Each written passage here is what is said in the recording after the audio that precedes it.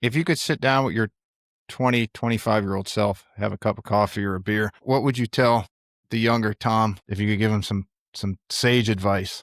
First of all, I tell him to stay away from alcohol. That was a effort in futility there for a while with the alcoholism. So those of you who are struggling with drinking, I'll tell you, life is better on the other side if you fight that demon. That's for sure, and it is possible to be over that, and I'm living proof of that. I would tell my younger self, A, stay away from alcohol, and then B, I would say, just slow down and smell the roses just a little bit. That doesn't mean don't work as hard. That doesn't mean take weekends off. You have to work and you have to be, but if you're going to be in this profession, you better have a passion for it. You better enjoy working. I love to get up and go to work every day. And I love to work early in the morning till late at night. I was at work at 6:30 this morning and I'm still doing it. What is it? 8:28 right now. And it's great. I've had more fun today than I had if I was making 10 times as much.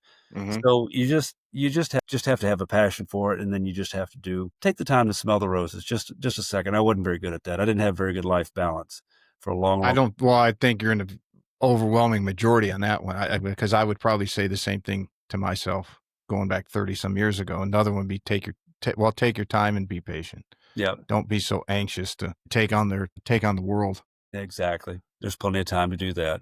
Mm-hmm. You got all your life to work, so you better enjoy it. Yeah. No, I don't think anyone on their deathbed ever said, man, I wish I would have spent more time at the office. Exactly. God, if I could go back and just do one more thing, I'd spend another. Man, if I could just do one more spreadsheet, You ready to do a little emergency 9 and I get you relaxed? You can go chill out and watch some television. That sounds great. Great. Hard to believe. I mean, I'm looking at the timer. It's hard to believe we're coming up on 2 hours. I told you marathon session. I didn't realize we'd blow through it so quickly. Oh, it's fun. It's been a blast. And I can't thank you enough for having me on. It's been been great. Pleasure. And like I said, I just hope that somebody listens to this and learns a little bit and takes a carrot of knowledge and realizes that we don't have to be combative. We can have a beer together or a Diet Coke together, and we can all put our arms around each other and say, hey, look, we're all doing it for the common good of the game. And you know what? I like you. You're not a bad guy after all. Yes. I think James Siekman said the other day when we were talking about psychology of golf, because he's written 3 books on it. His question was, he asked people when they're trying to get through their bad time, he said, why did you start playing golf? What attracted you and why did you stay with it? And I gave that some thought in the last couple of days, that when you first start, you're terrible, but you keep coming back over and over and over and over again. And I'm thinking to myself, why would somebody go back to something they were so bad at? That there has to be something inside them that just, whether it's the challenge or whatever the challenge that golf presents, is that the individual just seems to find some joy in that or pursuit of something. But I thought it was, again, another so simple of a question to get somebody to out of the way they're thinking, whether they're in a slump or in a bad position in their game or their life or whatever, and just redirect it and say, why did you start this in the first place?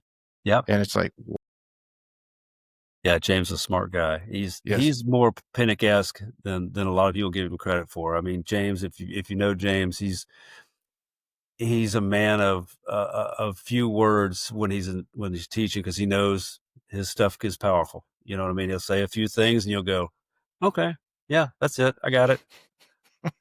Well, it took James, 2 sentences.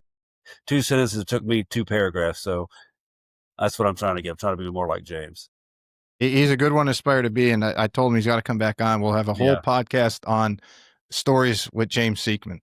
He's great. He's the tour stuff. All right, let's jump in. First and last one everybody gets. Everything else in between I've changed up over time, but it kind of is a lot of fun to do this at the end. So okay, walk-up song. Whether you're going to make it in the Ryder Cup, you're going to Monday well, there's no more Monday qualifying, but somehow you get in the Ryder, or let's say you're playing in a member guest and they're cranking some music.